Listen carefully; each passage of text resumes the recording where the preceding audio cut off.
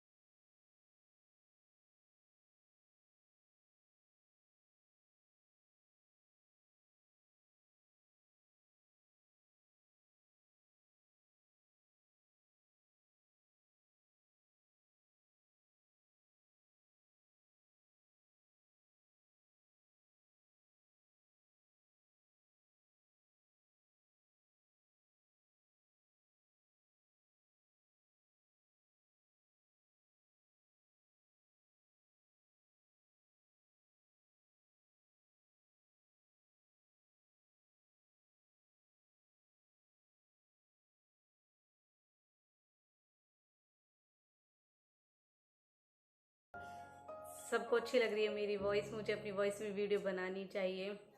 आप सबकी सपोर्ट से मुझे ये दिलासा मिला कि हाँ मुझे ऐसे वीडियो फिर मेरी वॉइस की वीडियो काफ़ी अच्छी चलने लगी। उसके बाद मैंने ज़्यादातर अपनी वॉइस में ही वीडियो बनाना शुरू कर दिया। आप सब सपोर्ट करते रहे और मैं वीडियो ऐसी बनाती रही। उसके बाद हो गया लॉकडाउन होने के बाद में मैं फंस गई शिवानी के वहाँ पे।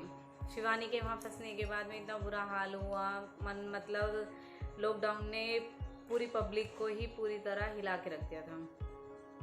उसके बाद तो बस इतना मन वो हो गया था, क्योंकि मैं ना तो अपने मम्मी पापा के पास थी ना मैं अपने हस्बैंड के पास थी। हालांकि मेरे बच्चे दोनों मेरे साथ ही थे, मैं अपनी बहन के वहाँ पे थी, लेकिन मेरा बिल्कुल भी वहाँ मन नहीं लगा। जैसे तैसे लॉकडाउन के जितने भी दिन मैंने काटे वहाँ पे शिवानी को ना दिखाते हुए, लेकिन मन में बहुत दर्द था, ना कह पाती थी ना सुन पाती थी, क्योंकि संपूर्ण लॉकडाउन था तो आना जाना भी पॉसिबल नहीं हो पाया। इनसे मेरी बात होती थी, ये कहते थे थोड़ा कम होने दो, उसके बाद आऊँगा मैं तो फिर आ जाना यहाँ पे। पापा ने भी यही कहा। तो वहाँ मेरा एक एक मिनट एक एक सेकंड बहुत मुश्किल हुआ काटना। एक एक दिन इतना भारी लगता था, ऐसे लगता था जैसे कितने दिन हैं, कितने दिन मुझे आए हो गए। तो मुझे खुद इतना बुरा लगता था। हालांकि हंसते थे, बोलते थे, रहते थे साथ में, वो भी छोटी थी, उससे इतना नहीं कह पाती हूँ मैं कुछ भी। मुझे लगता है कि मैं परेशान होंगी तो वो मुझसे ज़्यादा परेशान होगी, मुझे ही उसे संभालना है, क्योंकि उस टाइम पूरी तरह हिल चुके थे। कभी लॉकडाउन सुना नहीं, ऐसा कुछ हुआ नहीं, लोग एक दूसरे के पास जाने से हिचकिचा रहे हैं, आ जा नहीं रहे। सॉरी, बीच में ना इन्होंने आवाज़ लगा ली थी, इसलिए मुझे छोड़ के जाना पड़ा। तो उसके बाद मेरा मन बस यही था, या तो मेरे मन में ये था कि शायद ऐसा कुछ हो जाएगा कि मैं मर जाऊं, या फिर देखो कुछ भी हो सकता था। उस टाइम किसी को कुछ नहीं पता था, क्योंकि कंडीशन ही ऐसी थी, बीमारी ऐसी थी, घर बैठे भी हो रही थी, और अगर कहीं घूम भी रहे, मार्केट प्लेस में भी घूम रहे, तब भी नहीं हो रही थी। तो उसका कोई भरोसा नहीं था। अब मैं ये सोच रही थी, मैंने कहा भगवान, या तो बस मैं अपने मम्मी पापा के पास हूँ या फिर अपने हस्बैंड के पास हूँ, क्योंकि हमारी ज़िंदगी शादी से पहले माँ बाप के लिए होती है। सब कुछ माँ बाप से ही होता है, सब कुछ हमारे लिए वही होते हैं। तो शादी के बाद में सब कुछ हमारे हस्बैंड ही होते हैं, जिस पल्ले से हमारे माँ बाप हमें बांध देते हैं, हम उसके साथ ऐसे ही बंध जाते हैं। तो आगे की लाइफ मेरी इनके लिए ही है, इनसे ही मैं सब कुछ हूँ, इनके लिए ही सब कुछ हूँ। तो मेरा यही था, या तो मैं मम्मी पापा के पास चली जाऊँ या मैं इनके पास चली जाऊँ। तो जैसा कि आप सबको पता है, मेरी ससुराल मेरठ में है, तो इतनी दूर आना जाना, क्योंकि फिर बॉर्डर भी था वहाँ पे। मैं शिवानी के यहाँ थी तो बॉर्डर पड़ता है शिवानी के वहाँ पे, तो फिर इन्होंने कहा यहाँ आऊँगा तो 2 बॉर्डर क्रॉस करने होंगे। फिर पापा ने फाइनली इनसे मना कर दिया कि नहीं, आप मत आना वहाँ से लेने के लिए, अगर इसका इतना ही मन है तो यहाँ पे आ जाएगी। फिर जैसे तैसे पापा ने एडजस्ट किया, पापा के फ्रेंड थे वो हमें लेके आए, मैं और विशु वहीं पे थे। फिर विशु ने भी बोल दिया मैं नहीं आऊँगा। हमने वीडियो भी बनाई थी विशु के लिए कि हाँ ये आया 2-4 दिन के लिए, और फिर लॉकडाउन में आके यहाँ पे फंस गया। तो यही हाल हमारा भी हुआ। मेरा वहाँ बिल्कुल मन नहीं लगा, मैं रोज इनसे या पापा से डेली के डेली बोलती रही। फिर पापा ने कहा ठीक है, तो चल तू इतना बोल रही है, मैं तुझे यहाँ पे बुला लेता हूँ। तो फिर मैं 12 अप्रैल को अपने घर पे चली गई थी। जब भी लॉकडाउन था, हमारे जीरकोद मंदिर के वहाँ पुलिस बैठी हुई थी, उन्होंने हमें रोका भी था, पूछा भी था कि जब बोला है जो जहाँ पे वहाँ वैसे ही रहो, तो आप यहाँ से वहाँ क्यों जा रहे हो दूसरे स्टेट। फिर उन्होंने पूछा, तो फिर मैंने भी कहा, पुलिस ने मुझसे पूछा आप क्यों जा रहे हो, आईडी प्रूफ दिखाओ, ये करो वो करो। मैंने उनको बोला, मैंने कहा देखो अंकल, आज के टाइम में ये है कि अपने ही खर्चे नहीं झेल पा रहे। लॉकडाउन में पब्लिक इतनी परेशान हो गई थी, जो किसी के पास जमा की हुई पूंजी थी वो भी सबकी खर्च हो गई। इतना सब कुछ एडजस्ट किया, जिस पे हो सका उन्होंने किया, क्योंकि उस टाइम भूखमरी बहुत ज़्यादा हुई थी। उस टाइम डेथ नहीं हुई थी पहले वाले लॉकडाउन में, लेकिन वैसे बहुत ज़्यादा भूखे रहे थे। तो जिस पे जितना बना उन्होंने उतना किया भी, लेकिन बहुत ऐसे भी है जो अपने लिए भी नहीं कर पाए।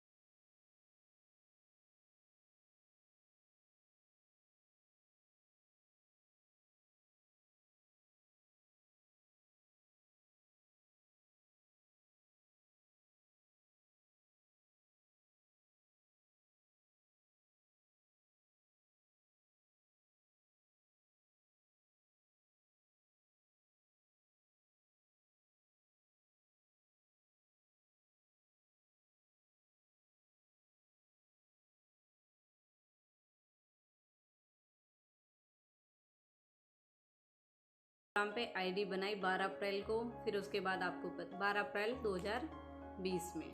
फिर उसके बाद में कुछ दिन बाद फिर मैं वहाँ पे रही, वहाँ मेरी सबसे बातचीत होने लगी। फिर उसके बाद मैं आ गई थी 28 मई को अपने यहाँ मेरठ में, अपनी ससुराल में। फिर उसके बाद टिकटॉक बंद हो ही गया था। मैं मई में आई थी, मई के बाद टिकटॉक बंद हो ही गया था। एग्जैक्टली डेट तो मुझे याद नहीं है कि किस दिन किस डेट को हुआ था, लेकिन टिकटॉक बंद होने के बाद में फिर मैं आई इंस्टाग्राम पे आप सबके लिए, वही आपकी प्रीति तनवर, क्योंकि वहाँ भी मैंने फिर रील ऑप्शन मिल गया था, तो मैंने वॉइस में वीडियो बनानी भी स्टार्ट की। क्योंकि सबने बोला हम आपको टिकटॉक पे देखते थे, आपके काफ़ी अच्छे थॉट थे। क्योंकि टिकटॉक पे किसी से मेरी बात नहीं होती थी, टोटली 2-4 से हुई थी मेरी, और किसी से बात नहीं हुई थी। क्योंकि वहाँ पे मेरी मैसेज, मेरी कमेंट सब मैंने डुइट भी ऑफ कर दी थी बाद में, ये सब मैंने ऑफ कर दी थी। क्योंकि तो किसी ने फेस किया या नहीं किया, देखो हर किसी को पता नहीं है, और ना ही हर किसी को बताई जाती है। मैंने बहुत फेस किया था जब मैं टिकटॉक पे वीडियो बनाती थी। कमेंट ऑफ करने का रीज़न ये था कि बहुत लोग आते हैं और अपने बारे में बता के चले जाते हैं। हालांकि आप हमारी वीडियो पे कमेंट कर रहे हो, लेकिन बता सिर्फ आप अपने लिए रहे हो। आप कैसी कमेंट कर रहे हो वो आपको बताएगा कि आप कैसे लोग हो। कमेंट का रीज़न यही था ऑफ करने का। मैंने कहा कमेंट ऑफ कर देती, कोई बात नहीं, गर्ल्स में ऐसी कमेंट आएंगी, किस किस के मुंह लगेंगे, हर किसी को कुछ नहीं कह सकते। मैंने कहा सिर्फ मेरा ये था। मैसेज भी मैंने ऑफ कर दिया, मैंने कहा मैसेज पे भी सब ऐसे परेशान करते हैं।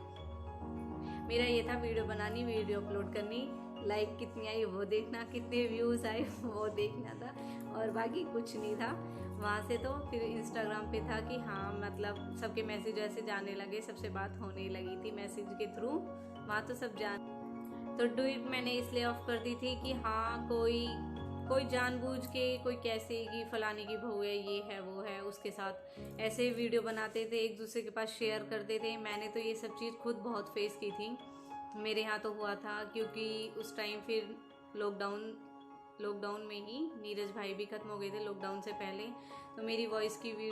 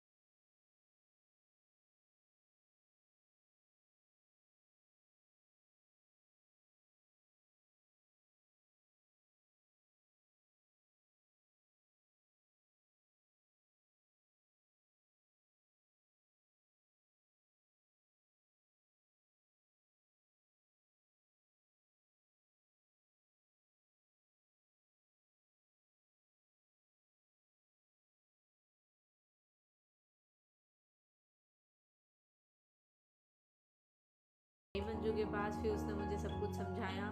हालांकि एक बार में समझ नहीं आता, देखो मुझे तो समझ में आया नहीं था। मैंने बाद में उससे कई बार पूछा, आज तक भी मैं उससे पूछती हूँ, वो मुझसे कभी मना नहीं करती। उसने उसी दिन बोल दिया था, जब तक आपको जो चीज़ समझ नहीं आ जाएगी आप मुझसे पूछ सकते हो, कोई प्रॉब्लम नहीं है। नीरज भाई है, मंजू है, और भी कई 2-4 हैं, अंजू दीदी है, मैं उनसे भी पूछ, क्योंकि देखो जिसको जो चीज़ आती है वो उन्हें बतानी भी चाहिए, और जिसको नहीं आती तो पूछने में भी कोई बुराई नहीं है। मुझे तो कुछ नहीं आता, मैं तो सच में पूछ लेती हूँ, ऐसी कोई वो नहीं है। ठीक है, कोई बताओ या मत बताओ, कोई अपने एटीट्यूड में रहता है, ठीक है, नहीं